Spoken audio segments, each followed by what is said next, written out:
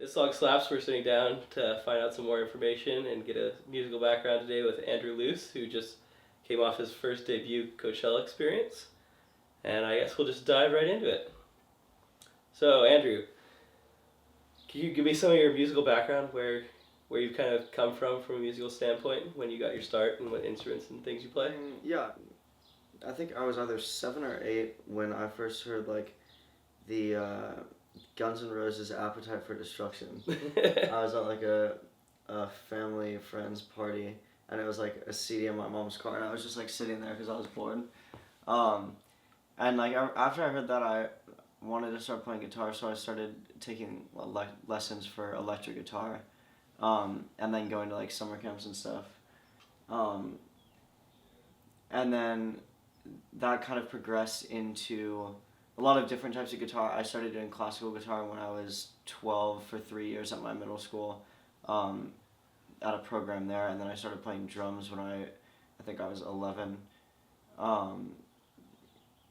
And yeah, all that kind of stuff definitely helped me out a lot. Like, I think especially in electronic music, people kind of forget about the fact that you have to know music as well. Like, while you don't necessarily need the skill of like being able to play on like a performing instrument, having knowledge of musical theory and rhythm and all that kind of stuff is definitely like, it puts you miles ahead of people that don't know anything about it. Yeah, I think a lot of people kind of assume, oh, you're a producer, you just do it on a computer, you don't know music, but I think a lot of people fail to realize that you're composing the full musical piece. You're not just doing one facet of the whole thing. Yeah, exactly. And then when I was 13, in 8th grade at my middle school, there was a project there called the Recital Project, and that was kind of when I started to get into listening to electronic music.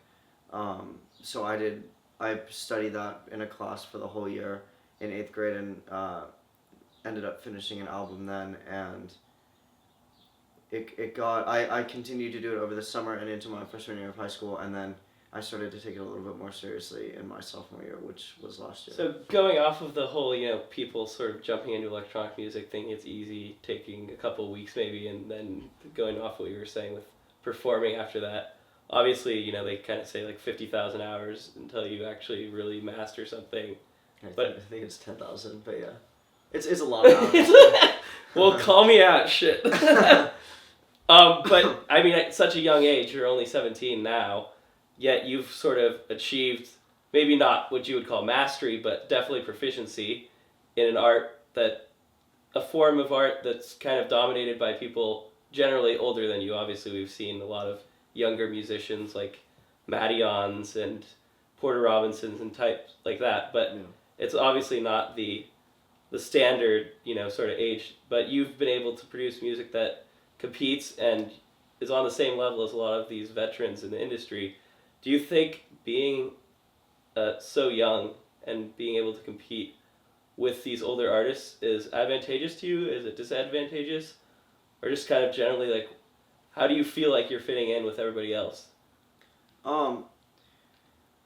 It has its pros and cons, definitely. I mean, the pro is what I like is when like someone hears something and then they're like, oh wait, he's 17, and that kind of gives you like a shock factor.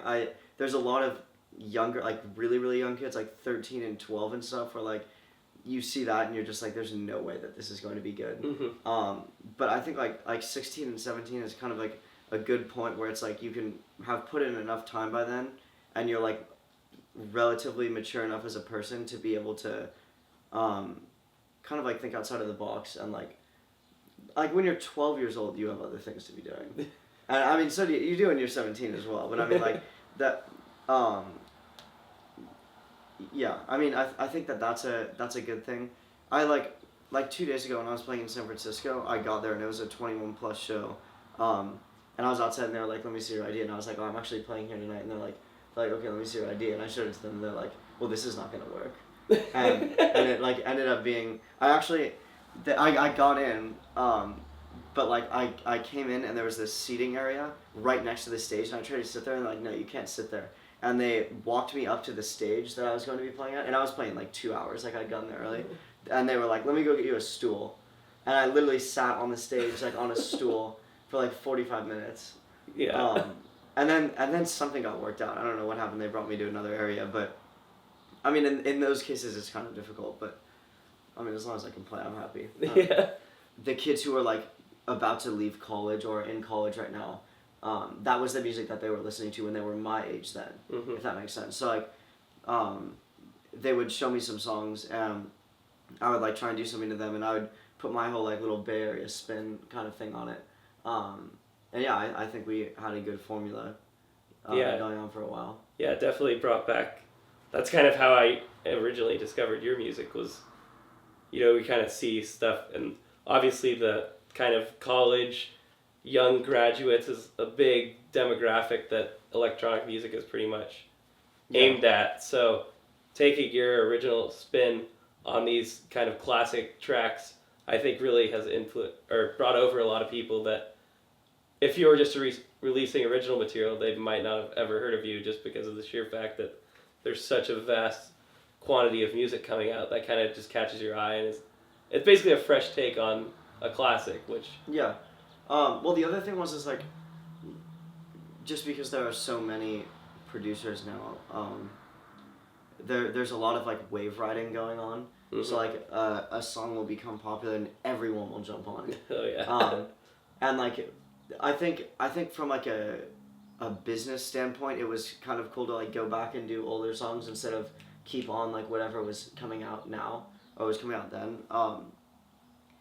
But I'm also just the type of person that's I'm not really like how many people have already remixed this song. Like if I do it, is it just going to be like, oh, not another one of those? But it's more like if I can do something good of something, and like I'm proud of the final product.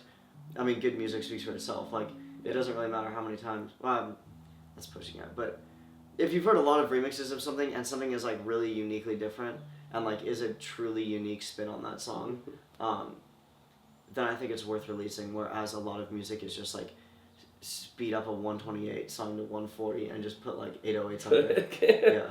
Yeah, but, too many. Yeah, I mean, anyone in the world can do that. Like half the remixes out there could be made by thousands of people. Mm-hmm. Whereas like especially like kind of where I'm headed now of having like my own unique sound, I want people to know it's me when they hear it for the first time. Yeah. I am really looking to expand out. I think like I'm honestly just kind of getting bored of doing the same stuff. And with that, I mean, I'm interested in producing music for other people, for singers, rappers, whoever it might be, like pop music, rap music, whatever else you even call it. Like, I don't even know what it's called. Jungle, hardcore, yeah, exactly. Hybrid fusion, future music. Yeah. Yeah, I would like to be at the point where like people can come to me and trust my like creative ideas to create something that's going to work for them. Mm-hmm. And like I love collaboration. I mean I've probably done like 10 or 15 collaborations that like I've been like, hey, let's do something, or someone's been like, hey, let's do something that just doesn't really work out. Mm-hmm. But I mean, especially when you're with, it's just tough because I go to a boarding school, but especially when you're with someone else and you have like a good connection, I'm really into that. And also, I mean, given that I do have a history in guitar and drums and stuff, I definitely want to incorporate some live instruments into my music and like my live performance when I get to that point. And I'm like, I have a lot of time, unless I mean, knock on wood, unless I like die or something. But I have a lot of time, but I'm like trying to keep longevity over time. So like instead of just riding waves or releasing music that people will like now, I would like to release something that they don't even know that they would like. So that's why I'm putting all of that stuff on hold. Like I don't want to just put out music just to put out music, just to keep people like hearing my name. Like if there's someone who's a fan now and then like 3 months later they're like, oh, he's not releasing music anymore, I'll go find a new Andrew, then fine, you can do that. But I think good music speaks for itself. If it takes time to find that, then it takes time to find that. But ultimately, that's I think what is going to like help me excel the most. A question we got for you today is one that we always ask at the Song Slaps when we do interviews, and that is, would you rather fight 100 duck-sized horses or 1 horse-sized duck? It's got to be the 1 horse-sized duck. because of the duck's mode of transportation, which is like a Waddle. yeah, it's too slow. You can just run away from it. The 100 horse-sized ducks will like stampede after me and just kind of work their way. It's like World War Z when the zombies kind of like crawl over like on top of each other, Yeah, and they would just work from the bottom and take me down. Yeah, but I mean the horse-sized duck would not be too much of a difficult thing. They're also pretty like soft. It feels like, or like, I don't really They know won't what you force do. kick Like, you. what could a duck do to me? I don't know. Great question. All right.